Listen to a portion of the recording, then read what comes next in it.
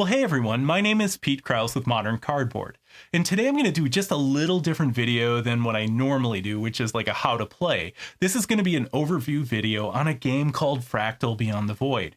Now, the game designer so graciously lent me a prototype copy of this game that I got to play through, and I'll be doing a full how to play of this in the future once I get all the components to it.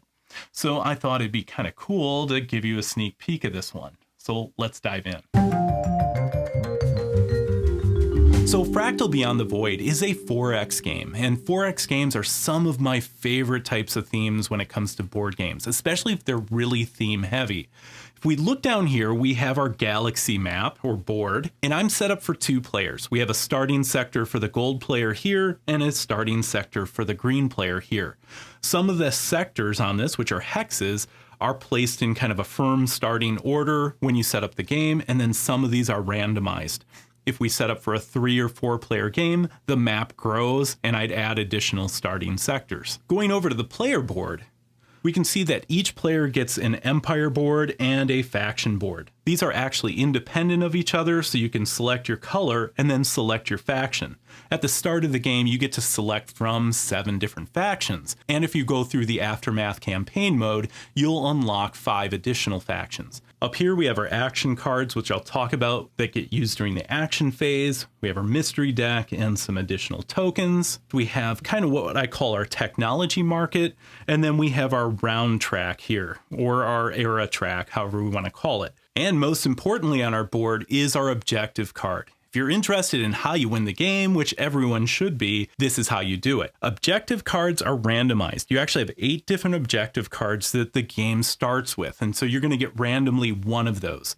This card shows you the different things that you have to do to gain victory points, and that's like controlling sectors, building colonies, earning influence, and acquiring technology. The player who earns the most victory points wins. The one thing I'll tell you right now is a game of Fractal has 4 rounds. There's actually 2 eras in a standard game of Fractal.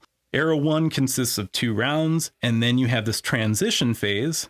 And so at that point, you're going to look at the game state and score what's on this card for whoever meets the requirements there. You have the possibility of earning 5 victory points. And at that time, out comes another objective card.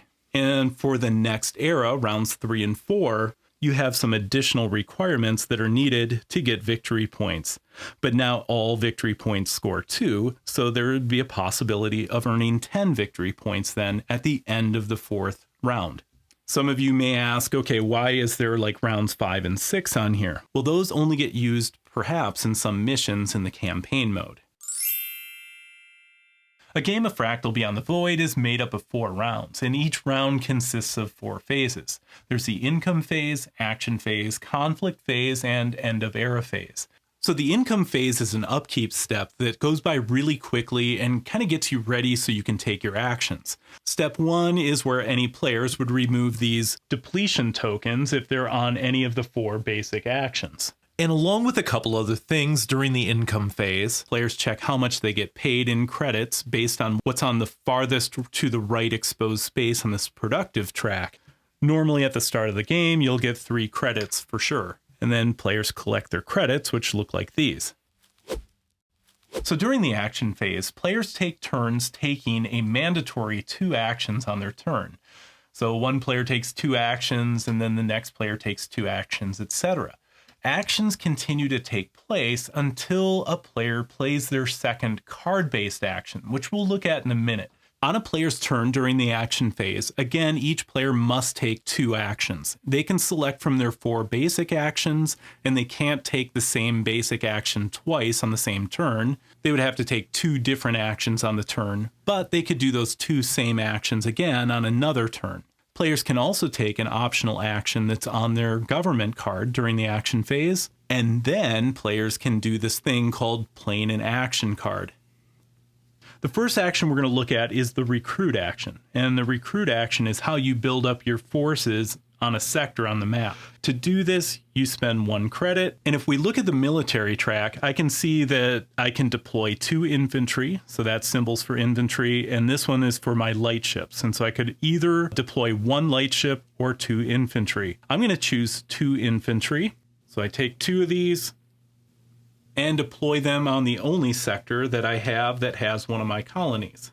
So let's just say it's the same turn, and on this turn I can take another action, because remember, you must take 2 actions on your turn.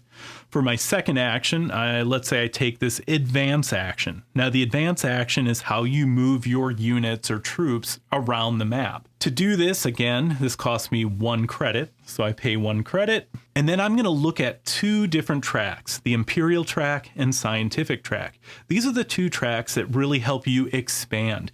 Imperial tells you how many units you can move. And so in this case, this little upside down triangle means that I can move 2 units. And then how many sectors I can move each one of those units is shown on my Scientific track. And that's shown down here at the bottom. And since my Delverar faction starts with one of the scientific colonies already built, I am allowed to move each one of those units to sectors, as shown right here. Now, the only units that you can really move around the map are your ships, but your ships can carry infantry and your ships can also carry mechs. The carrying capacity of a light ship is 2. An infantry is worth 1, a mech is worth 2. So that means a light ship could carry 1 mech or 2 infantry. For one of my movements, I could take my light ship and 2 infantry and move 2 sectors away. Now, since I don't have any more ships, I can't move any of these guys because obviously they don't have jetpacks that could propel them to another planet. All right, so that would have been a turn for me because I took 2 actions, and then play gets passed to the next player. They would take 2 actions, and then play goes back to me. And so let's say it's my turn again, the green player, and I'm going to take another action. And this time I'm going to take the Colonize action here. So I spend 1 credit. Move that back. And now if I haven't talked about this already, you might be seeing a pattern. These are my colonies here. As you build colonies, you expand your engine. And so you get more efficient, you can do a lot more. So colonization is really a big part of the game to get your engine moving. So I can colonize in a sector where I have 1 infantry and there's no obstacle or anomaly. Let's just say on my last turn, I just advanced to this productive sector here. There's no obstacle or anomaly, and I have infantry in this space, so I can colonize here, and the only colony I can place is a productive colony. So I take the leftmost productive colony from the track, and now you can see in the next income phase, I'm going to get 4 credits instead of 3, and then I just place that in this colony spot, and now I have a production colony. So for my second action on my turn, I'm going to take the research action. That's going to cost me a credit, but oh no, I have no more credits left. So what do? Well, there's these handy things called depletion tokens. And if you remember during the income phase, the first step of that was to remove depletion tokens. You only get to remove 1. And as soon as I put this depletion token on it, I can use that in place of a credit, but that means I can no longer take that action. So I place the depletion token on research, and now I get to take the action. Research lets you spend your science tokens to buy technology. The amount of science tokens I get is shown on the scientific track at the top. And since I have a scientific colony built, I get 3 science tokens. So I go up to this technology market, and I take my science tokens and I can place them next to the technology card that I want. Now there's 2 technology cards per era of every type. So there's kind of 2 for the players to fight over. And it is okay for 1 player to have 2 of the same one. The cost of the technology card is shown at the bottom here, and you'll see that one's 3. And so I'm going to do 2 things. I'm going to place my science tokens up here. And if I meet or exceed that number, then I get to take this technology and place it next to my board. Now, since I bought that, I also get to return those science tokens to my supply. And this technology now means that I can build a colony in a non-habitable space. Now, an interesting thing about actions is every player on their turn has the option to use one of these action cards for free. They look at the 4 cards available, kind of like in the action market, and they can just take one of those and play it. Once they finish playing that card, then a new one is revealed here. A player can only play 2 action cards during a round. On the turn they play their second card, that essentially ends the action phase for that player. And so the next time the action turn comes to them, they're going to pass. And then the turn goes in clockwise order to who's ever left and hasn't passed. One thing that's interesting about these action cards is you do feel a little bit pressured to play some of the cards because your opponent might use one of them on you and you might want to use it before they do. But you don't want to rush the end of your action phase.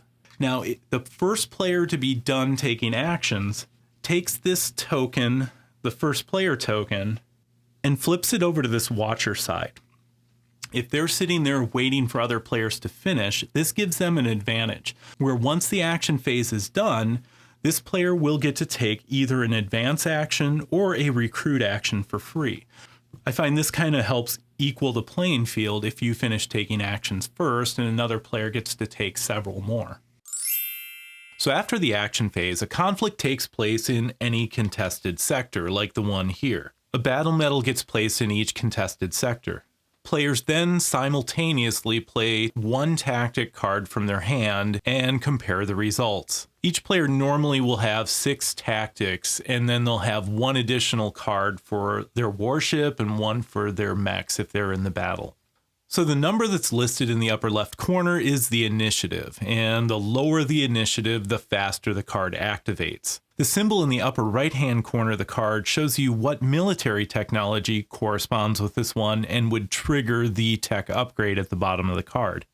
What's shown in the center of the card depends on the troops that you have in that sector. Some allow you to inflict hits on the other player's unit, some force those units to retreat to another sector, and you'll continue playing cards until there's only one faction left in the sector. So in this case, after the battle, let's say the gold player still had a mech and an infantry, and they wiped out all the green player's units. They would collect the battle medal. Since they have one infantry here, they could also decide if they wanted to raise or invade this colony. So if this gold player decided to raise the colony, they would remove it. You would have the option to choose either 2 credits or 2 influence, and they would gain a siege medal.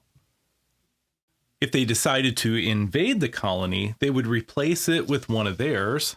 The green colony would get placed back on the empire board of the green player, and then they would just gain 1 influence and a siege medal, no credits. And one last thing when it comes to conflicts, so there's some things or abilities that you'll find in this game that will let you switch and replace one of your normal cards with an elite card.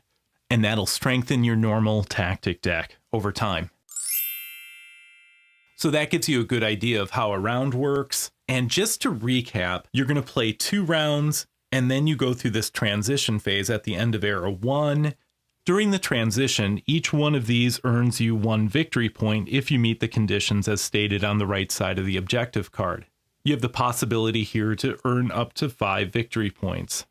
Then you draw and reveal an Era 2 objective card, and this shows you what you have to do, just like we said, to earn victory points for Era 2. But remember, after the end of Era 2, each one of these is worth 2 victory points for a total of 10. Then you'll switch out all of the Era 1 technology cards with the Era 2 technology cards. All the Era 1 tech cards go back in the box. Then each player gets to trigger this mystery card that they drew at the beginning of the game and selected there. So then at the end of round 4, then you score again. And like I said, these are all worth 2 if you meet the requirements as shown on the right side. And that is the game. Victory points get tracked in the same category as shown on the objective card. The reason there's categories for victory points is because when it comes to the campaign mode, the Aftermath campaign mode, higher amounts of victory points in one category versus the other can determine what path you take in your campaign. So that's it for this overview of Fractal Beyond the Void. So hopefully that gives you enough information so you can evaluate this game and see what you think. I will also have a full how to play of this game, and I'll put a link here on this end screen and then one down in the description once it's released. So remember to like and subscribe, and thank you for watching.